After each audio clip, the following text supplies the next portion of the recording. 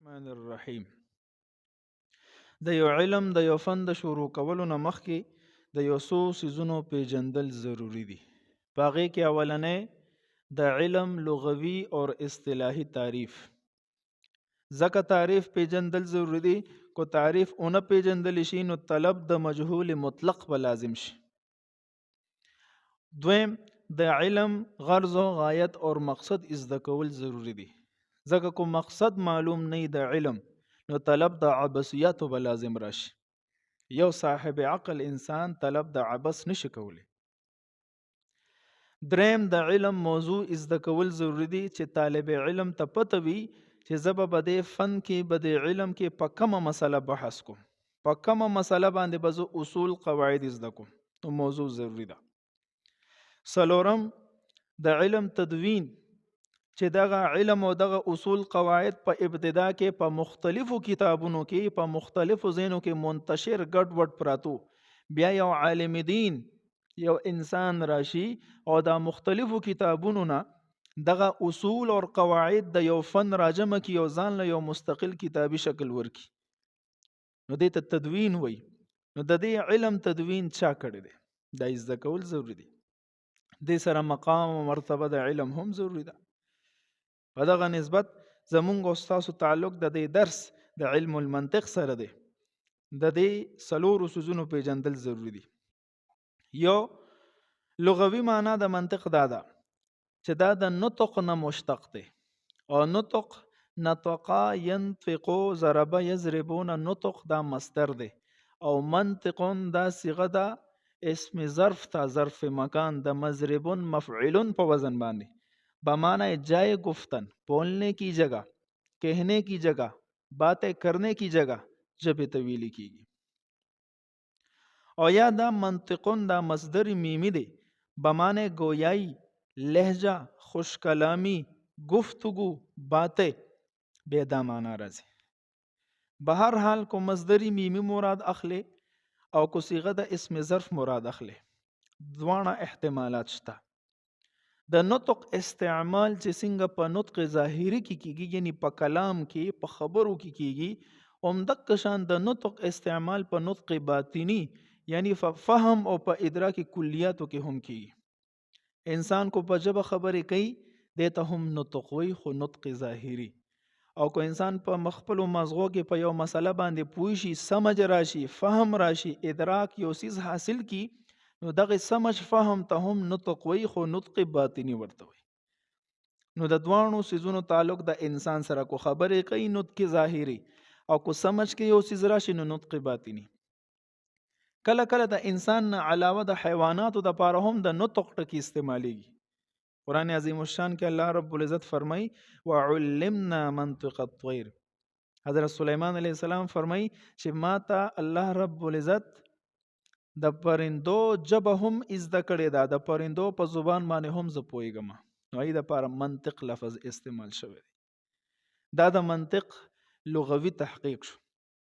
د منطق اصطلاحي تعریف منطقیان دا کوي آلة قانونیة تعصم مراعاتها الذهن عن الخطأ في الفکر.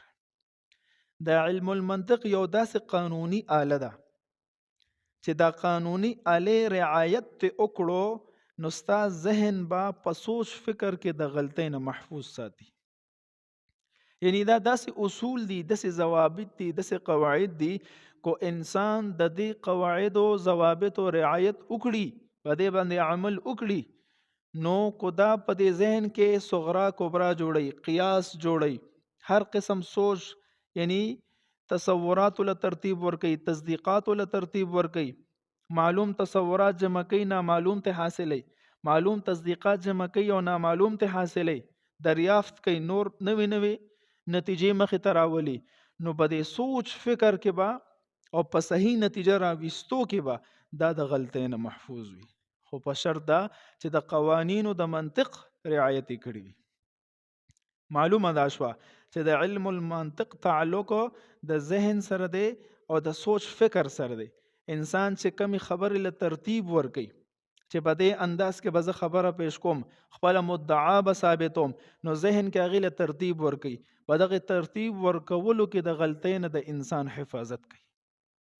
علم المنطق اهم سیز دی. دا د علم المنطق اصطلاحي تعریف. موضوع څه ده؟ موضوع د علم المنطق دا ده: المعلومات التصورية والتصديقية من حيث الإيصال إلى المجهول التصوري والتصديقي. معلوم تصورات، معلوم تصدیقات چې تا ورسی یو نامعلوم تصور او یو نامعلوم تصدیق ته. مثلا تا ته علم دی د حیوان، چې حیوان هغه ذات ته وایي چې په هغه کې حیات او زندگی موجود وي. نو دې کې انسان او حیوانات چې څومره دا ټول شامل شو. انسان باندې هم د حیوان اطلاق کیږي، یعنی هر هغه ذات چې په هغه کې حیات او زندگی موجود وي دته حیوان ویل شي. اور ناطق علم هم تا ته شته چې ناطق صاحب عقل انسان ته وایي. د ناطق معنی به صرف ګوره بولنے والا، نطق کرنے والا، کلام کرنے والا نه اخلي. ورنه بیا دا توتی دی، دا خو بعض کلمات ویلی شي، دا هم خبرې کولی شي، بیا پکې هغه هم داخل شي. نو د ناطق معنی علماو کړی دا چې ناطق صاحب عقل ته وایي، چا کې چې عقل موجود وي.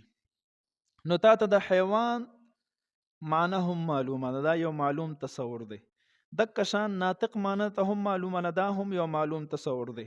خو چې کله د حیوان او ناطق له ترتیب ورکو، اول د حیوان کې غوستو، بیا د ناطق کې غوستو، او راجمه دی کل نو حیوان ناطقن.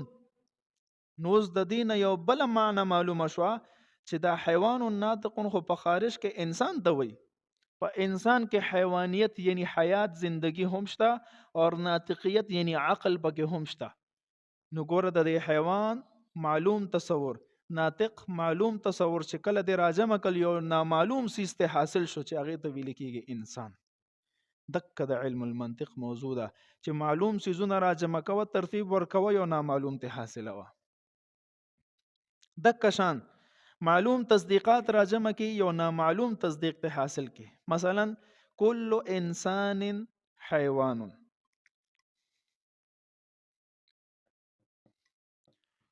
کل انسان حیوان.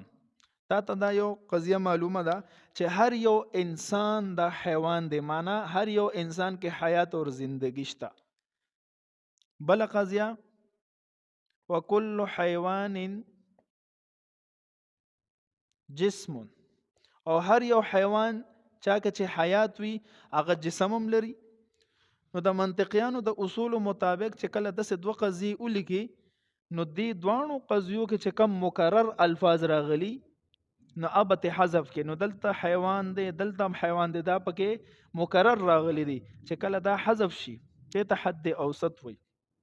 نو باقی چې کم الفاظ پاتې شو اب لاندې د نتیجې په شکل کې راکوس کې. نو کل انسان جسم، دا تی نتیجه روته. نو کل انسان جسم، مونږ ته اولنې قضیه معلومه چې هر یو انسان حیوان دی. دا معلومه چې هر یو حیوان جسم دی، دینم څوک انکار نشي کولی. خاصه دا دوانه د اومنلې د دینه چې کوم نتیجه را لا بخامه منی. نو ګوره د دوه معلوم تصدیقاتونه چې کله مونږ راجمه کو، ترتیبم ورکړو، د اصول مطابق هم ته حد اوسط حذف کو، نو باقی مانده چې کومه جمله ټکی پاتې شو هغه نه چې کومه نتیجه وروته د یو نامعلوم سیز مونږ ته علم وشو چې هر انسان جسم هم دی.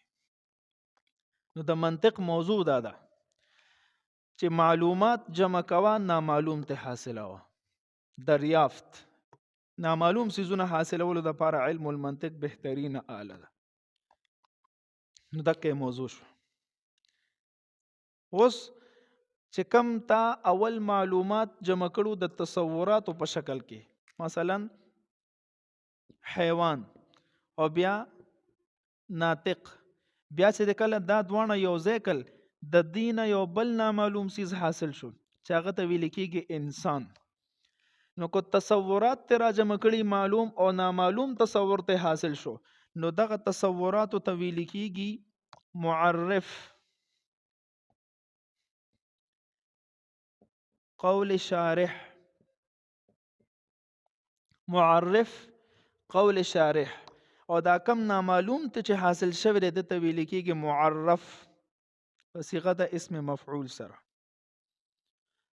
چې کله تصورات معلوم راجمه کې او یو نامعلوم سیز ته حاصل کې، نو هغه معلوم تصوراتو ته ویل کېږي معرف قول شارح، او چې کم ته نامعلوم بعد کې معلوم شوی دی اته معرف ویل کېږي. پوه شوې؟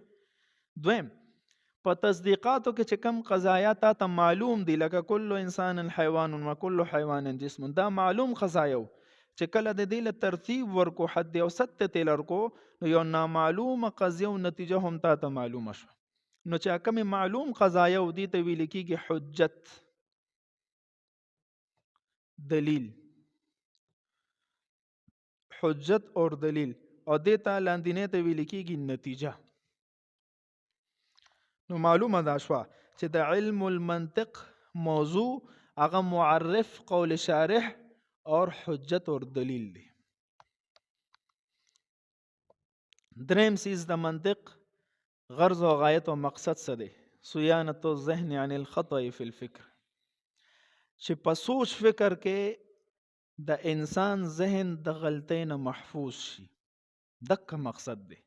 علم المنطق دې د پاره وایو چې مونږ کم صغرا کبرا جوړو، کم قیاس جوړو، کم معلومات جمع کو، نامعلوم ته حاصلو، چې په دغه ټولو امور کې مونږ ذهن د غلطۍ نه محفوظ پاتې شي.